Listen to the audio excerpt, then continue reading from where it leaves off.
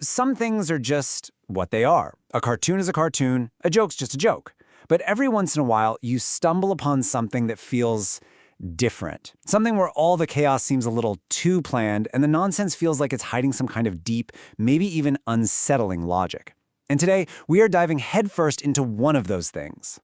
Yeah, we're talking about the SpongeBob episode, SpongeBob and Random Land. Now, on the surface, it's just another wild adventure for SpongeBob and Squidward, but if you look just a little bit closer, it throws a mystery at you that, honestly, nobody could really solve for years. It's not just random, it feels like some kind of test, and the answer might just change how you see the entire show.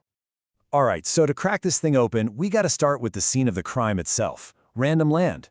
This is not just some weird neighborhood in Bikini Bottom. The clues all point to it being something else entirely, a place that plays by a whole different set of rules, completely beyond our logic. The show itself actually hands us our first huge clue. Random Land is officially called a chaotic rule-breaking dimension where logic dies. I mean, Mr. Krabs is specifically warned that delivery fish have gone in there and just never came back. Think about that for a second. It's set up like a horror movie plot. A pocket universe that literally swallows people whole, and everyone in Bikini Bottom just kind of accepts it. And the so-called rules of Random Land? Well, they're all about breaking rules. You can't get there with a map, you get there by acting random.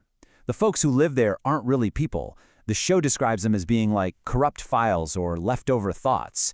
So this isn't some physical place with streets and buildings. No, it's a psychic one, and it actively reacts to your behavior and your mindset.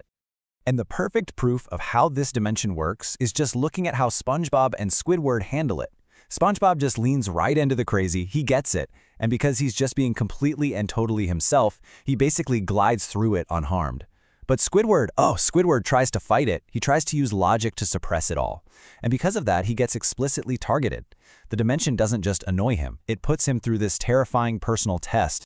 And that test, that's where the episode really turns a corner. All the general weirdness suddenly gets laser-focused into this psychological gauntlet built just for Squidward. It all happens in a flash. They're chasing a Krabby Patty bag, the world around them just twists, and bam, dozens of doors just materialize out of thin air. And trust me, this is not just a silly cartoon gag. This is the start of maybe the most revealing and unsettling scene in the entire episode. Every single door Squidward rips open shows him another version of himself, and each one is more messed up than the last. He sees himself as a creepy claymation puppet, a monster with literal static for eyes, even a version of himself as a female real estate agent. It's like they're all locked away like a memory locker, forcing Squidward to face all these pieces of himself he never, ever wanted to see. But behind one of those doors, that's where we find the key, the one clue that unlocks this whole mystery. What he sees is a direct, unmistakable nod to Red Mist, a super dark, fan-made lost episode story that was so infamous, Nickelodeon had completely ignored that it even existed for years. Until right here, in this moment. So you gotta ask yourself, why? Why on earth would they do that now? And that is the moment all the clues just click into place. The bizarre rules, Squidward's psychological torture, and that impossible reference to forbidden fan lore, it all points to one single grand theory about what Random Land actually is. So, here it is, the grand theory. Random Land isn't just a nightmare dimension, it is a literal garbage dump for the show's own broken lore. Think about it. Every alternate version of a character, every failed timeline, every weird idea that got thrown out of the writer's room, it all gets tossed into this dimension. It's like the show's subconscious has become a real place. And if you're sitting there thinking, okay, but how could a place like this even exist? Well, just think back to that classic Imagination Box episode, right? SpongeBob could create entire worlds with nothing but his mind. Random Land is basically that exact same idea, but turned inside out. It's this massive mental construct fueled by pure imaginative energy, and it feeds off the subconscious of anyone unlucky enough to fall into it. And the proof is everywhere once you start looking for it. Those lost delivery boys who all merge into one being, the worm with two faces, and this is a big one, Roger, the customer who looks exactly like a young Mr. Krabs from the movie. These aren't just random citizens. They're ghosts. They're echoes of characters we already know, trapped in a feedback loop, just reliving the same unfulfilled needs over and over and over again.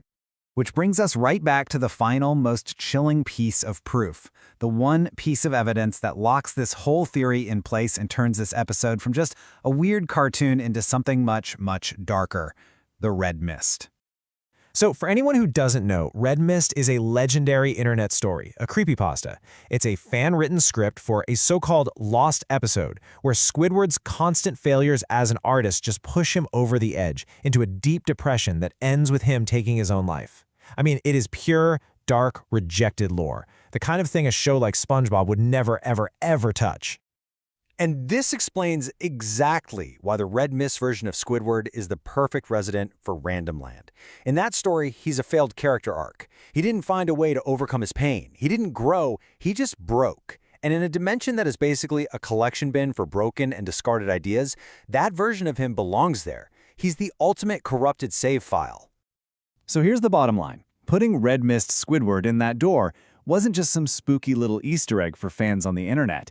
It was deliberate. It was a message. It was a warning that in this strange multiverse of stories, the wrong version of you, the one that gave up, the one that broke, might still be out there, just hiding behind a door, waiting. So after all the mind-bending chaos, the episode leaves us with this one final question that really sticks with you. And it's not really about SpongeBob or Squidward anymore. It's about us. It's about identity. It kind of forces you to ask, what happens to the parts of ourselves that get lost? What happens when the versions of us that failed get stuck somewhere and never ever find a way out?